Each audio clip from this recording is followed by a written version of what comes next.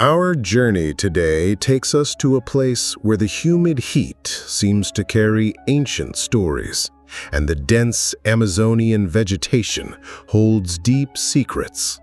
We are in northern Brazil, in the city of Belém, the capital of the state of Pará. It's a vibrant metropolis, a gateway to the vast and mysterious Amazon River. But we are not here for the landscapes or the exotic culture. We are here for an event that unfolded far from the spotlight in 1996, in the heart of one of the city's simplest and most populous neighborhoods, the Guamá district. In this place of humble, hard-working people stands the parish of St. Peter and St. Paul, a center of faith and community. It was within its walls that a man of faith, a sacristan named Alfredo Mendes, had his reality shattered by an encounter that defies logic and belief itself. This is a remarkably little-known case, even in Brazil. A story that would have been lost to time were it not for the meticulous investigation by a group of researchers from the respected UFO Magazine, who saw in the details of Alfredo's account the unmistakable signs of an authentic, close encounter of the fourth kind. What happens when the sacred and the cosmic collide in a churchyard? What truth is hidden in the minutes that were erased from a man's memory? Prepare yourselves, because the story of Alfredo Mendes is not just about lights in the sky. It's about a silent abduction, a surgery aboard a craft, and the revelation that we are being watched for reasons we are only beginning to comprehend.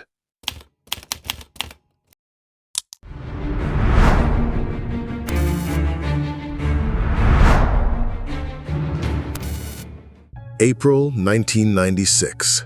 The night in Belém is dense and silent. At the parish of St. Peter and St. Paul, the lights go out one by one.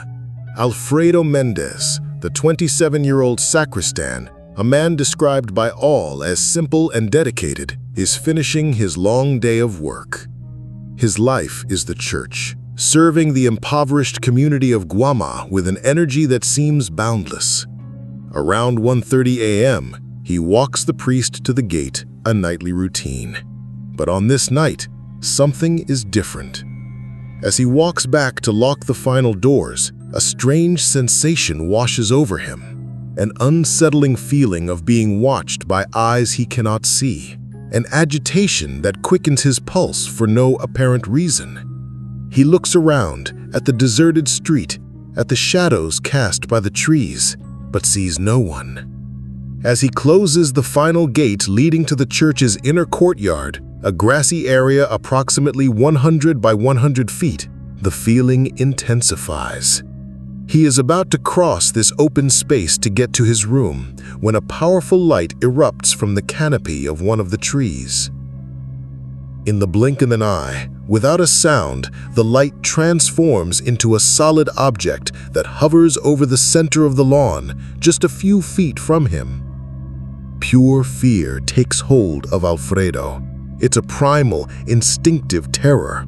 He turns and runs, screaming desperately for his roommate, Kilt, pounding on the door with all his strength.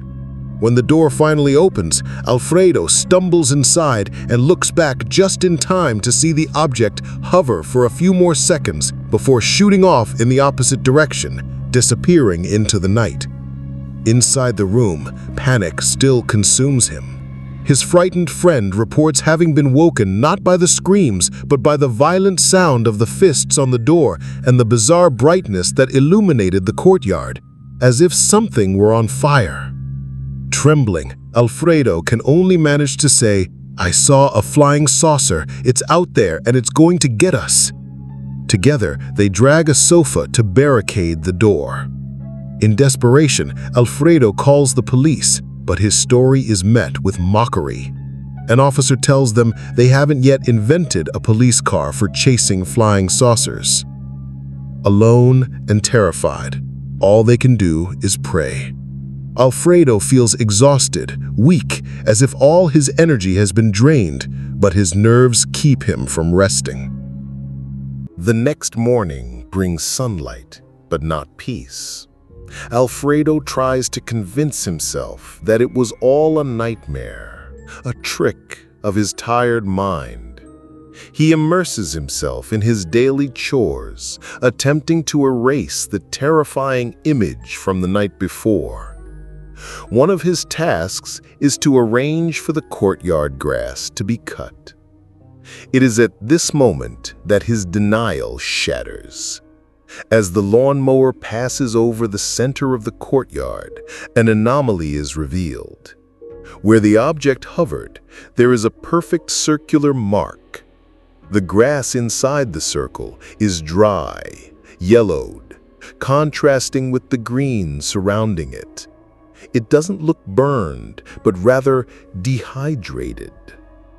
Inside the circle, 3 smaller marks form a triangle where the soil is visibly compressed and sunken. For Alfredo, it is undeniable physical proof. It wasn't a dream. It really happened. The story begins to spread, not because of Alfredo, but because on that same night, other residents of Belém had called radio stations and the police to report strange lights in the sky. The case reaches local newspapers and with it attracts the attention of researchers from the NEC, the Center for the Expansion of Consciousness, a group linked to UFO Magazine and dedicated to studying ufological experiences. They travel to the church to meet the sacristan and see the mark with their own eyes. As they speak with Alfredo, the investigators, led by José Luis Lanhoso, realize the story is even stranger than the mark on the grass suggests. It's the small details, the cracks in Alfredo's memory that point to something far deeper than a simple sighting. The first inconsistency, time. The priest left at 1:30 a.m. Alfredo's closing routine took 15 minutes at most, yet when he looked at the clock after the event, it was already past 2 a.m. There is a gap of at least 15 minutes that he cannot account for. The second, and more disturbing, space.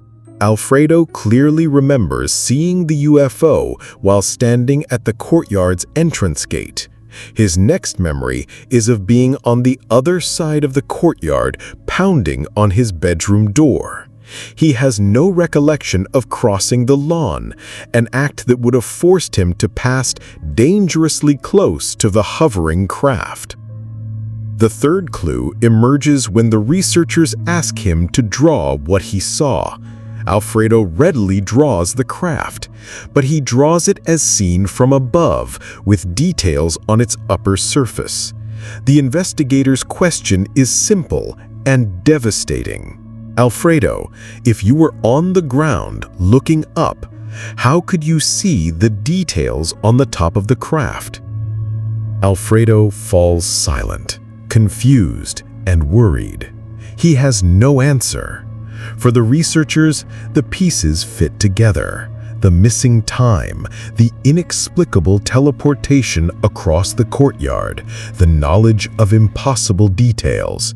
It all points to a single, terrifying conclusion. Alfredo Mendes didn't just see a UFO. He was taken. He was abducted. Despite his fear, Alfredo agrees to undergo a hypnotic regression session. On July 30th, 1996, months after the event, he finally lies down, closes his eyes, and is guided back to that April night. And what emerges from his subconscious is a detailed and terrifying narrative of the time that was stolen from his mind. under hypnosis, he relives the moment the light appeared. But his memory now reveals more. It wasn't just one object. First, a small silver probe about 7 feet long descended and landed silently on the grass. Immediately after, a much larger craft emerged above it, hovering in the air. Alfredo sees himself paralyzed at the gate. A greenish light envelops him, and he feels the ground disappear from beneath his feet. "I'm not feeling. The thing is lifting me up," he murmurs during the session. He is pulled upward toward the larger craft. He materializes inside an environment he describes as an aquarium, a kind of glass or energy chamber. 8 beings are observing him. The lights are so bright he can't see their faces, but he makes out their tall silhouettes, nearly 7 feet tall, wearing silver suits. One of them extends a hand in a gesture asking for calm. They remove him from the aquarium. Now he can see them better. The beings have no ears, possess large almond-shaped eyes, and a sort of vertical fin on their foreheads, something he initially described as a horn. On their chests is an emblem, a pyramid with a wing.